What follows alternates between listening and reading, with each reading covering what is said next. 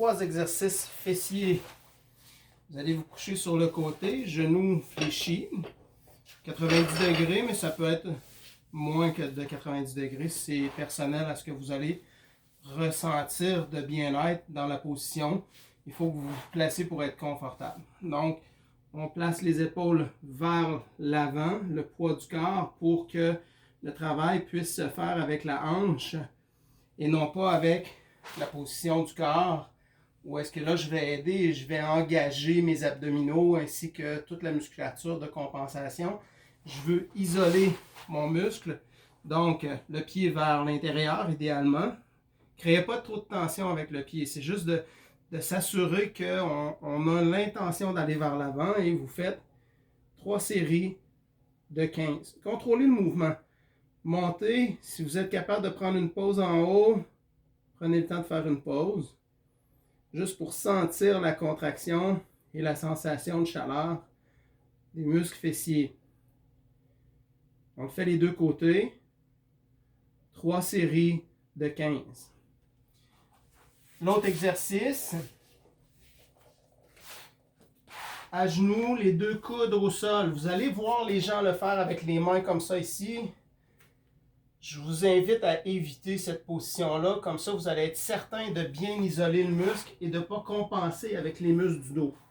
Donc moi, je prends même la peine de me mettre un coussin pour déposer mon front et insister pour amener le menton vers le sternum.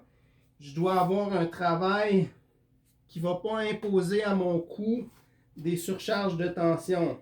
Donc, je pousse le pied vers le plafond, je ramène le genou au sol, même que je peux ramener le genou vers l'intérieur, vers le ventre, si je vais avoir un effet d'étirement et de contraction maximale, toujours dans un objectif que si je ramène le genou, je ne dois pas sentir de douleur au niveau de l'aine ou de la hanche. Donc, rentrez le menton, amenez le menton vraiment vers le sternum pour créer une rectitude au niveau de votre cou. Et prenez le temps, rendu en haut, de contracter les fessiers, de redescendre, contracte, descend. Et on le fait de chaque côté. C'est pas mauvais de le faire aussi la jambe allongée. C'est une variante. Dépendant de la stabilité de votre bassin en fonction de votre musculature et des déséquilibres, il est possible qu'il y en ait un qui travaille davantage que l'autre. Toujours s'assurer de rentrer le menton, rectifier votre cou pour que le menton vienne vers le sternum, créer comme un auto-agrandissement, mais un étirement du cou pour éviter de mettre en tension tout le rachis cervical. Lorsque vous avez terminé cet exercice, finissez avec l'étirement, les 2 bras vers l'avant, les fesses vers l'arrière, respirez profondément, poussez les mains vers le mur pour auto-agrandir et sentir un étirement sous les épaules, au niveau des omoplates. Et on revient, on peut le refaire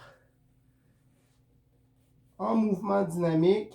Je peux venir amener le bassin vers le sol, lever la tête. Si ça crée une douleur dans le dos, je vais changer la position. Je vais plutôt déposer mes coudes, soulever jusqu'à un inconfort sans douleur. Je redescends la tête droite, je relève, j'amène le regard vers l'arrière comme si je voulais faire un backflip, comme les gymnastes. C'est les yeux qui vont permettre de faire un auto-étirement de la chaîne devant au niveau de l'abdomen. Et je reviens et je termine. Après avoir fait ceci, je réaligne le bas du dos. Donc, 3 exercices intéressants à faire pour votre dos.